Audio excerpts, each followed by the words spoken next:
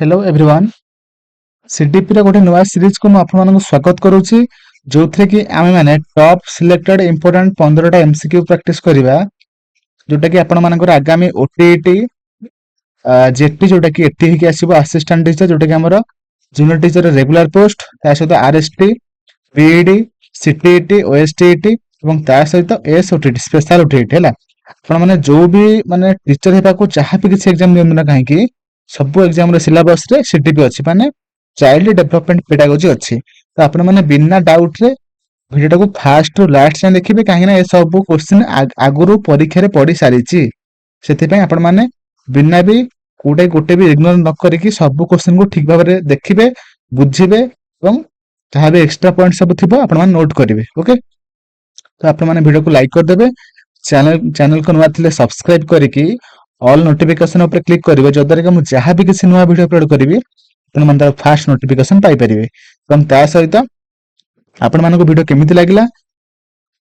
एवं आपण माननकु आउ को टॉपिक ऊपर वीडियो कले भलो हबो ताकू मध्ये आपण माने मते कमेंट रे जणाइबे।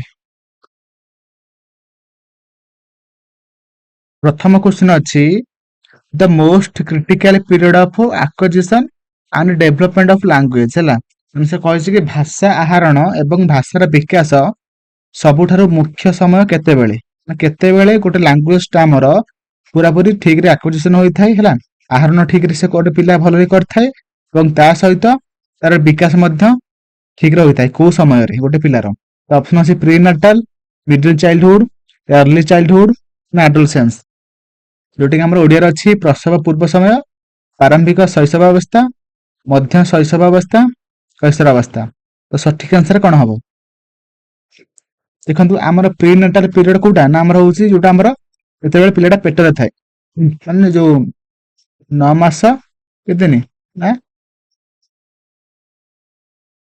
9 मास 10 दिन तापर आसला मिडिल चाइल्डहुड केते वर्ष ना हमर होउची 7 वर्ष रु 12 वर्ष हैला तापर आसला इयरली चाइल्डहुड जोटा कि हमर 2 वर्ष रु केते वर्ष ना 6 किबा 7 वर्ष हैला तापर आसला एडोलसेंस जोटा कि हमर केते रु ना हमर होउची 13 रु 19 वर्ष हैला बुझि पाइले तो हमर सेठी क्वेश्चन पचारची हमर गोटे पिलार केते वर्ष मध्य रे तार लैंग्वेज टा कोन हुए ना पूरा पूरी ठीक रे एक्विजिशन बा आहरण ठीक रहते एवं लैंग्वेज डेवलपमेंट मध्य ता भलो भाबरे होई थाए को माने स्टेज रे जोटा कि माने सठिक आंसर हिजबो कोन हमर प्रारंभिक शैशव अवस्था जोटा कि हमर अर्ली चाइल्डहुड हैला बुझि पाइले तो से बोली भाबरे परवर्ती हम क्वेश्चन को जिबा तो परवर्ती क्वेश्चन कहैछि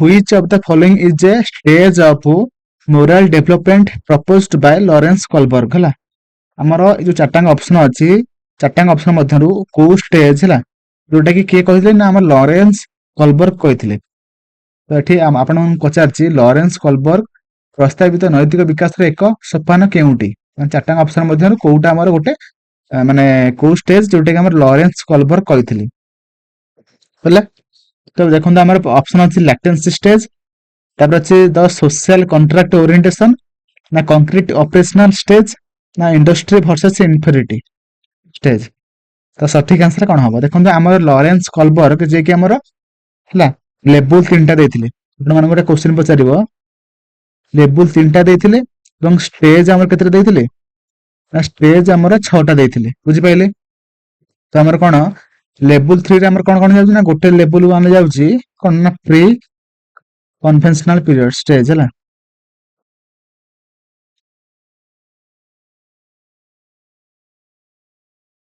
स्टेज जोटे कि हमर कोन हम कहि पारे चाइल्डहुड स्टेज हला तापर आसला कोन हमर कन्वेंशनल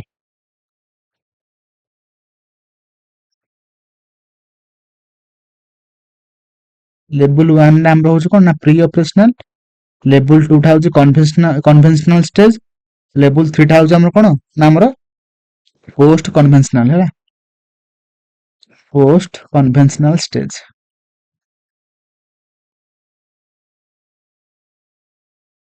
बुझला तो सब स्टेज रे दीटा हमर स्टेज अछि सब माने लेवल रे दीटा स्टेज अछि हला ଆମର ଲେବୁଲ 1 ରେ ଆମ ଦିଟା ଷ୍ଟେଜ ଅଛି ଯୋଉଟା କି ଆମର ପନିଶମେଣ୍ଟ ଓବିଡିଏନ୍ସ ହେଲା।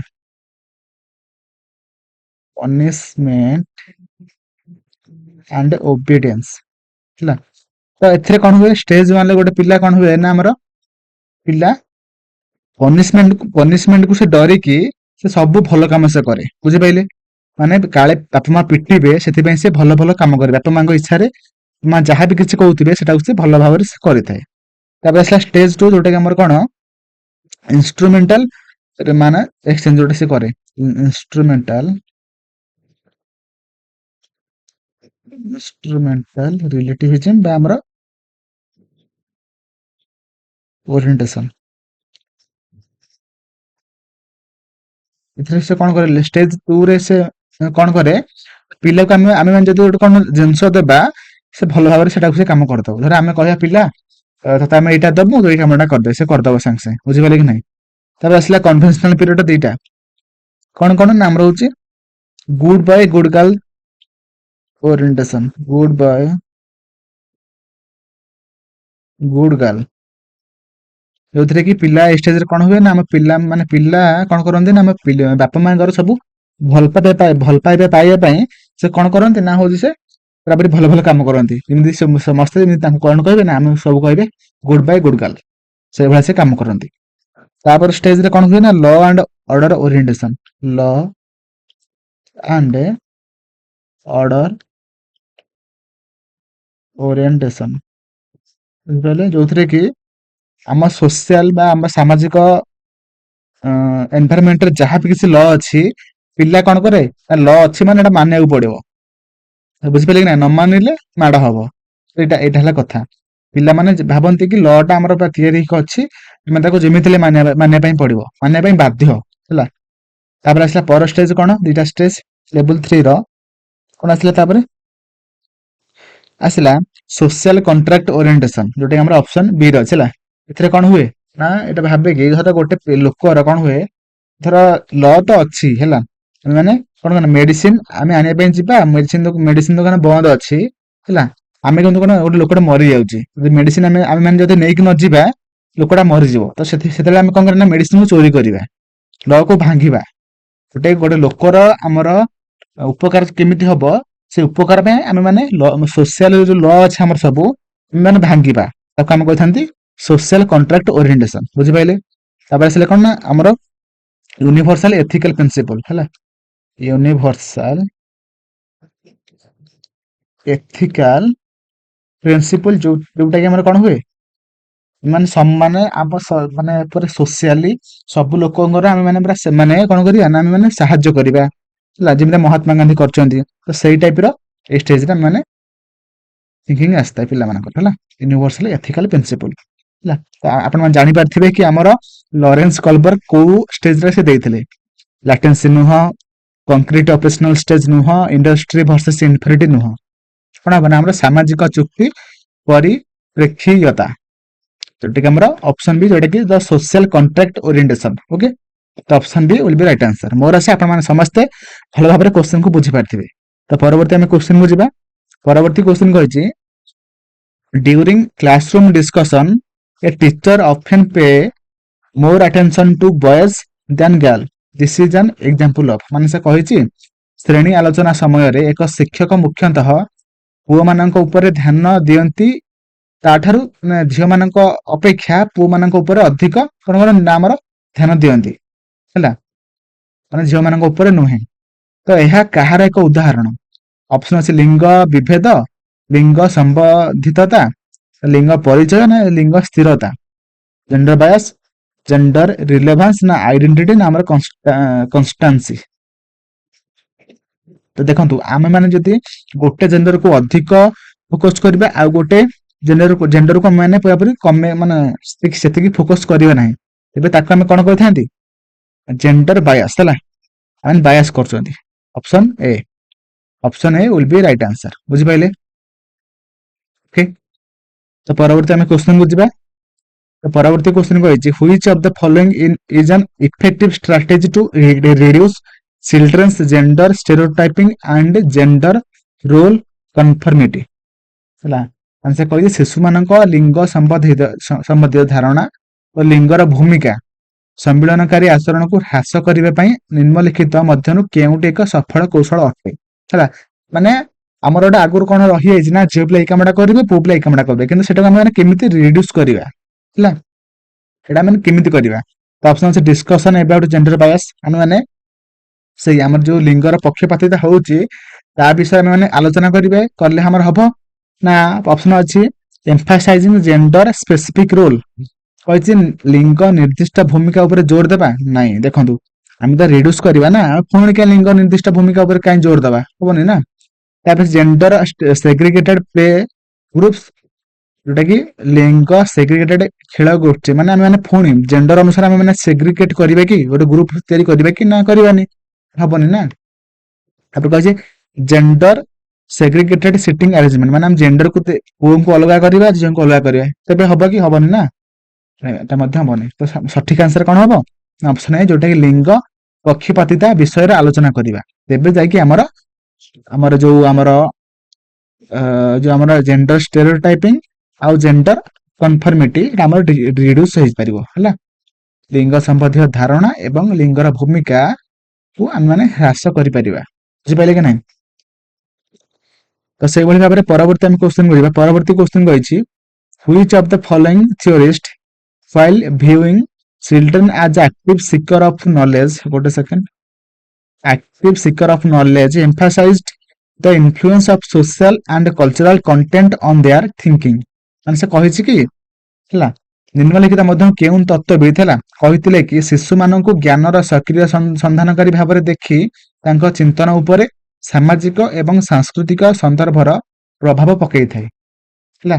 ସେମାନେ କଣ କରନ୍ତି ନା, କିଏ କହିଥିଲେ ଯେ କି କଣ କହିଥିଲେ, ମାନେ କହିଥିଲେ କି ଚିଲଡ୍ରେନ ମାନେ ହଉଛନ୍ତି ଆମର ଆକ୍ଟିଭ ସିକର, ମାନେ ସେମାନେ ପୁରାପୁରି କଣ କରନ୍ତି ନା ସକ୍ରିୟ ଭାବରେ ସନ୍ଧାନ କରନ୍ତି କାହାକୁ ନା ଆମର ସୋସିଆଲ ଆଣ୍ଡ କଲଚରାଲ ଯୋଉ କଣ୍ଟେଣ୍ଟ ଯାହା ବି ଅଛି ତାକୁ ନେଇକି ସେମାନଙ୍କର ଜ୍ଞାନ ମାନେ ସଂଗଠନ ହୋଇଥାଏ ବୋଲି କିଏ କହିଥିଲେ? ଅପସନ ଅଛି ଜନ୍ ବି ୱାଟସନ, ଜିନ୍ ପିଆଜେ, ରେ ଭାଇଗୋଟ୍ସକି ନା ଲରେନ୍ସ କଲବର୍ଗ, ହେଲା। କିଏ କହିଥିଲେ?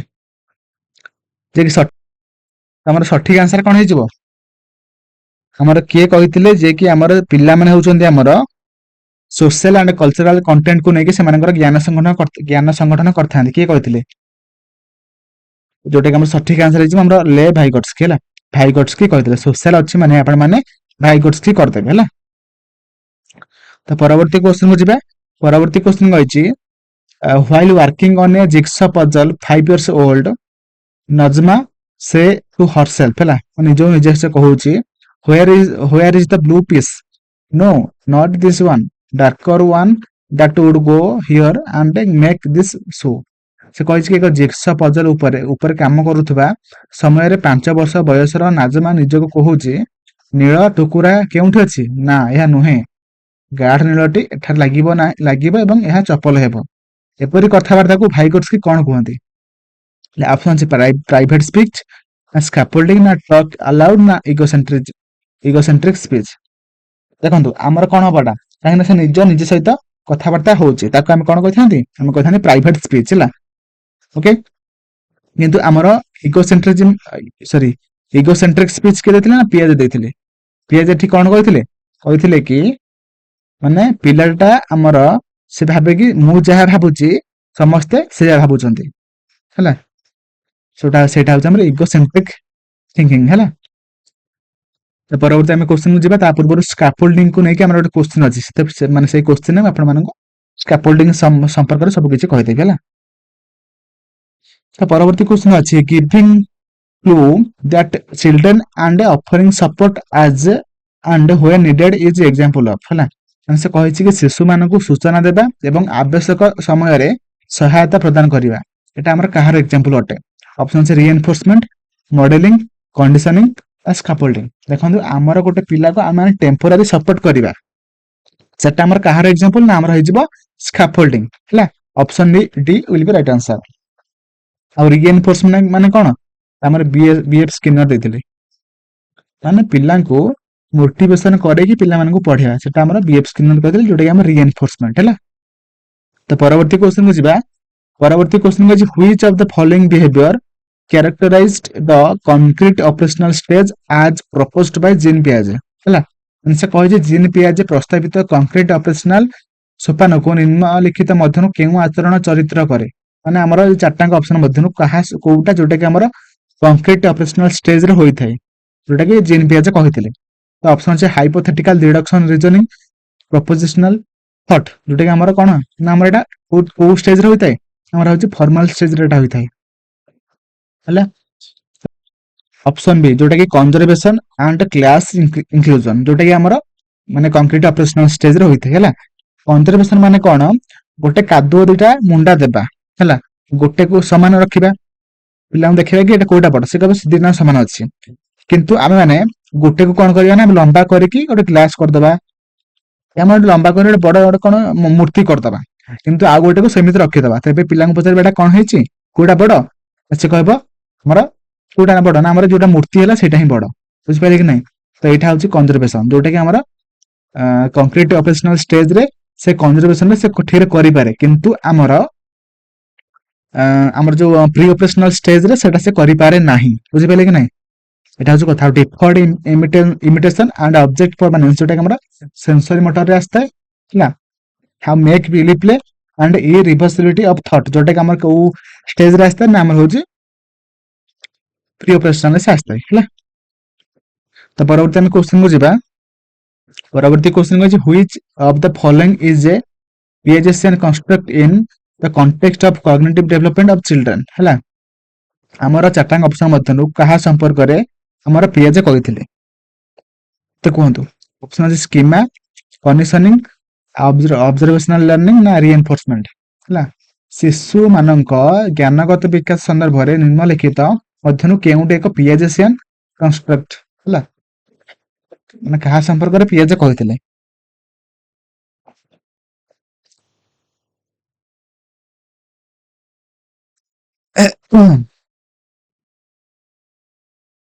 ଦେଖନ୍ତୁ ଆମର ଯାହା ବି କିଛି ନଲେଜ ଅଛି ସବୁ କିଛି ଆମର କୋଉଠି ଷ୍ଟୋର ହେଇଥାଏ ନା ଆମର ସ୍କିମାରେ ହୋଇଥାଏ, ବୁଝିପାରିଲେ କି ନାହିଁ। ସ୍କିମାରେ ହୋଇଥାଏ, ତ ତାକୁ ଆମେ କହିଥାନ୍ତି ଯାହା ସମ୍ପର୍କରେ ଆମର ପିଆଜ ମାନେ ସ୍କିମା ସମ୍ପର୍କରେ କହିଥିଲେ। ଆଉ ରହିଲା କଣ୍ଡିସନିଂ। କଣ୍ଡିସନିଂ କଣ, ଆମର ଦିଟା କଣ୍ଡିସନିଂ ଅଛି, କ୍ଲାସିକାଲ ଗୋଟେ ଅଛି ଆଉ ଗୋଟେ ଅଛି ଅମ୍ପାରେଣ୍ଟ କଣ୍ଡିସନିଂ। କ୍ଲାସିକାଲ ସମ୍ପର୍କରେ ଆମର କ୍ଲାସିକାଲ କଣ୍ଡିସନିଂ ସମ୍ପର୍କରେ ଆମର ପାଭଲଭ କହିଥିଲେ, ଆଉ ଆମର ଅପରେଣ୍ଟ କଣ୍ଡିସନିଂ ସମ୍ପର୍କରେ ବିଏଫ ସ୍କିନର କହିଥିଲେ ହେଲା। ଆଉ ଅବଜରଭେସନାଲ ଲର୍ଣ୍ଣିଂ ସମ୍ପର୍କରେ ଆମର କିଏ କହିଥିଲେ, ଆଲବର୍ଟ ବାନ୍ଦୁରା ହେଲା। ତାପରେ ରିଏନଫୋର୍ସମେଣ୍ଟ ସମ୍ପର୍କରେ କିଏ କହିଥିଲେ ନା ଆମର ସେମ ବିଏଫ ସ୍କିନର ହେଲା। ବୁଝିପାରିଲେ। ତ ପରବର୍ତ୍ତୀ ଆମେ କ୍ୱେଶ୍ଚନକୁ ଯିବା। ପରବର୍ତ୍ତୀ କ୍ୱେଶ୍ଚନ ଅଛି primary objective of assessment should be, ଆମେ ମାନେ ମୂଲ୍ୟାୟନର ପ୍ରାଥମିକ ଉଦ୍ଦେଶ୍ୟ କଣ। ଅପସନ ଅଛି ଛାତ୍ରମାନଙ୍କୁ ର୍ୟାଙ୍କ ପ୍ରଦାନ କରିବା, ନା ସମ୍ବନ୍ଧିତ ଧାରଣା ବିଷୟରେ ଶିଶୁମାନଙ୍କ ସ୍ପଷ୍ଟତା ଏବଂ ଦ୍ୱନ୍ଦ୍ୱ ବୁଝିବା, ନା ସେମାନଙ୍କର ସ୍କୋର ଅନୁସାରେ ଛାତ୍ର ମାନଙ୍କୁ ଲେବଲ କରିବା, ନା ରିପୋର୍ଟ କାର୍ଡରେ ପାସ୍ କିମ୍ବା ଫେଲ ମାର୍କିଂ କରିବା। ତ କଣ ହବ ସଠିକ ଆନ୍ସର, ଆମେ ମାନେ ସେମାନେ understanding children's clarity and confusion about related concept ହେଲା, ମାନେ ସମ୍ବନ୍ଧିତ ଧାରଣା ବିଷୟରେ ଶିଶୁମାନଙ୍କର ସ୍ପଷ୍ଟତା ଏବଂ ଦ୍ୱନ୍ଦ୍ୱକୁ ବୁଝିବା। ଏଇଟା ହଉଛି ଆମର ପ୍ରାଇମେରୀ ଅବଜେକ୍ଟିଭ ଅଫ ଆସେସମେଣ୍ଟ। ଆମେ ମାନେ ଆସେସମେଣ୍ଟ କାହିଁ କରିବା, ଗୋଟେ ପିଲାର କଣ କନଫ୍ୟୁଜନ ଅଛି, କଣ ସେ କୋଉ କନସେପ୍ଟ ଠିକରେ ବୁଝିପାଇଲା କି ନ ବୁଝିପାଇଲା, କଣ ଦ୍ୱନ୍ଦ୍ୱ ରହିଲା ସେଇଟା ଆମେ ମାନେ ଜାଣିବା, ସେଇଟା ହଉଛି ଆମର ପ୍ରାଇମେରୀ ଅବଜେକ୍ଟିଭ ଅଫ ଆସେସମେଣ୍ଟ ହେଲା। ତ option B will be right answer. ତା ପରବର୍ତ୍ତୀ କ୍ୱେଶ୍ଚନ କହିଛି ହୁଇଚ of the following statements about intelligence is correct, ବୁଦ୍ଧି ବିଷୟରେ ନିମ୍ନଲିଖିତ ମଧ୍ୟରୁ କେଉଁଟି ଏକ ବିବୃତ୍ତି କୋଉ ବିବୃତ୍ତି ଯୋଉଟା ସତ୍ୟ ଅଟେ ବା ସତ। ତ ଫାଷ୍ଟ ଅଛି intelligence is fixed ability determined at the time of birth, ବୁଦ୍ଧି ଏକ ନିର୍ଦ୍ଦିଷ୍ଟ ସାମର୍ଥ୍ୟ ଯାହା ଜନ୍ମ ସମୟରେ ନିର୍ଦ୍ଧାରିତ ହୋଇଥାଏ, ନା ବୁଦ୍ଧିଟା ଆମର କଣ ହୁଏ ନା ଆମର ହଉଛି ତାକୁ ଆମେ ମାନେ ଯେମିତି ଏନଭାରମେଣ୍ଟ ପ୍ରଦାନ କରିବା ସେ ସେଇ ଟାଇପରେ ମାନେ ସେ ମାନେ ଡେଭଲପମେଣ୍ଟ ହବ। ଆମେ ଜନ୍ମ ସମୟରେ କାହାର ବୁଦ୍ଧିଟାକୁ ଆମେ ମାନେ ଆକଳନ କରିପାରିବା ନାହିଁ, ଏହା ଭୁଲ ଅଛି ହେଲା। ତାପରେ ଅଛି intelligence can be accurately measured and determined by the using standardise test, standardise test ଯୋଉଟା କି ଆମର କଣ ନେଗେଟିଭ ହେଲା। ଆମର ସମସ୍ତଙ୍କ ପାଇଁ ଗୋଟେ ଟେଷ୍ଟ ଯୋଉଟା କି ଆମର ଷ୍ଟାଣ୍ଡାର୍ଡାଇଜ ଟେଷ୍ଟ ଆମେ କହିଥାନ୍ତି ସେଟା ଆମର ଭୁଲ ହେଲା, ଏଟା ନେଗେଟିଭ, ଏଟା ହବ ନାହିଁ। ଆସିଲା intelligence is unitary factor and single trait, ନା ବୁଦ୍ଧି ଏକ ଗୁଣକ ମାନେ ଏକ ସମାନ ଗୁଣ, ନା এটা ମଧ୍ୟ ଭୁଲ। ସମାନଟା ଆମର ନେଗେଟିଭ, ଆଉ ଷ୍ଟାଣ୍ଡାର୍ଡାଇଜ ଟେଷ୍ଟ ମଧ୍ୟ ଆମର ନେଗେଟିଭ ହେଲା। ତ କଣ ହବ, intelligence is multidimensional and a set of complexibility ହେଲା। ଆମର କଣ ନା ଆମର ବୁଦ୍ଧିଟା ହଉଛି ବହୁମାତ୍ରିକ ଏବଂ ଏକ ସେଟ୍ ଜଟିଳ ସାମର୍ଥ୍ୟ ହେଲା। କାହାର କୋଉଠି କୋଉ କ୍ଷେତ୍ରରେ ତାର ଇଣ୍ଟେଲିଜେନ୍ସ ଅଛି ସମସ୍ତଙ୍କର ସମାନ ନଥାଏ, ସମସ୍ତଙ୍କର କଣ ଡାଇଭରସିଟି ସବୁଥିରେ ରହିଥାଏ ହେଲା। ସେଥିପାଇଁ ଆମର ଅପସନ ଡି ହେଇଯିବ ସଠିକ ଆନ୍ସର ହେଲା। ପରବର୍ତ୍ତୀ କ୍ୱେଶ୍ଚନ ଅଛି Ruhi always think of multiple solution to a problem many of which are original solution. Ruhi is displaying characteristic of one, ମାନେ କହିଛି ରୁହି ସର୍ବଦା ଏକ ସମସ୍ୟାର ବହୁ ପ୍ରକାରରେ ସମାଧାନ ବିଷୟରେ ଚିନ୍ତା କରେ, ଯାହାର ମଧ୍ୟରୁ ଅନେକ ମୌଳିକ ସମାଧାନ ଅଛି। ରୁହି ଏହା ପ୍ରଦର୍ଶନ କରୁଛନ୍ତି। ଦେଖନ୍ତୁ ରୁହି କଣ କରେ ନା ଗୋଟେ କ୍ୱେଶ୍ଚିନ ଅଛି, ସେ କ୍ୱେଶ୍ଚିନଟାକୁ ସେ କେମିତି ମାନେ ମଲ୍ଟିପଲ ୱେରେ ତାକୁ ସଲ୍ଭ କରିପାରିବ, ସେଟାକୁ ସେଇ ସମ୍ପର୍କରେ ରୁହି କଣ କରେ ନା ସବୁବେଳେ ପାଇଁ ସେ ଭାବେ, ଚିନ୍ତା କରେ। ତ ସେଇ ଯୋଉ ଥିଙ୍କିଂଟା ସେ କରୁଛି ତାକୁ ଆମେ କଣ କହିଥାନ୍ତି? ତ ଅପସନ ଅଛି କ୍ରିଏଟିଭ ଥିଙ୍କର, କନଭର୍ଜେଣ୍ଟ ଥିଙ୍କର, ନା ରିଜିଡ ଥିଙ୍କର, ନା ଇଗୋସେଣ୍ଟ୍ରିକ ଥିଙ୍କର। ଯୋଉଟା କି ଫାଷ୍ଟ ଅଛି ସୃଜନଶୀଳ ଚିନ୍ତକ, ନା ସମ୍ବିଳନଶୀଳ ଚିନ୍ତକ, ନା କଠୋର ଚିନ୍ତକ, ନା ଆମର ଆତ୍ମକୈନ୍ଦ୍ରିକ ଚିନ୍ତକ। ତ ସଠିକ ଆନ୍ସର ହେଇଯିବ ଆମର କଣ ନା ଆମର ହେଇଯିବ କ୍ରିଏଟିଭ ଥିଙ୍କିଂ। ମାନେ ଗୋଟେ କ୍ୱେଶ୍ଚିନ ସେ ଯଦି ବହୁତ ୱେରେ ତାକୁ ସଲ୍ଭ କରିପାରୁଛି ତାକୁ ଆମେ କହିଥାନ୍ତି କଣ? ତାକୁ ଆମେ କହିଥାନ୍ତି କ୍ରିଏଟିଭ ଥିଙ୍କର ବା ସୃଜନଶୀଳ ଚିନ୍ତକ ହେଲା। Option A will be right answer. ତା ପରବର୍ତ୍ତୀ କ୍ୱେଶ୍ଚିନ କହିଛି in a situation of less participation of students belonging to a deprived group in teaching learning process a teacher should ହେଲା। କଣ କରୁଛୁ ନା ଗୋଟେ ପିଲାଟେ ଆମର କ୍ଲାସରୁମ ରେ ସବୁ କଣ ଡେପ୍ରାଇଭ୍ଡ ମାନେ ବଞ୍ଚିତ ଗୋଷ୍ଠୀର ଛାତ୍ର ମାନଙ୍କ ଶିକ୍ଷଣ ହେଲା ପ୍ରକ୍ରିୟାରେ କମ ଭାଗିଦାରୀ ପରିସ୍ଥିତିରେ ଏକ ଶିକ୍ଷକ କଣ କରିବ? ଗୋଟେ କ୍ଲାସରୁମ ରେ ହେଲା କଣ ଅଛି ନା ଡେପ୍ରାଇଭ୍ଡ ଗ୍ରୁପର ଷ୍ଟୁଡେଣ୍ଟସ୍ ମାନେ ଅଛନ୍ତି, ଯୋଉମାନେ କି ଟିକେ ସବୁ ପାଠରେ କି ଆମର ସବୁ କାମରେ ସେ କମ ମାନେ ପାର୍ଟିସିପେଟ କରୁଛନ୍ତି। ସେଇ ସମୟରେ ଗୋଟେ ଟିଚର କଣ କରିବ ହେଲା। ତ ଅପସନ ଅଛି asking to children withdraw from school, ନା ଛାତ୍ରମାନଙ୍କୁ ବିଦ୍ୟାଳୟରୁ ପ୍ରତ୍ୟାହାର କରିବା ପାଇଁ କୁହନ୍ତୁ, ନା ପିଲାମାନଙ୍କୁ କଣ ଆମେ ମାନେ ସ୍କୁଲ ବାହାର କରିଦେବା କି ଯଦି ପ୍ରୋବ୍ଲେମ ଅଛି, ନା ସେ ପ୍ରୋବ୍ଲେମ ଆମେ ଠିକ କରିବା।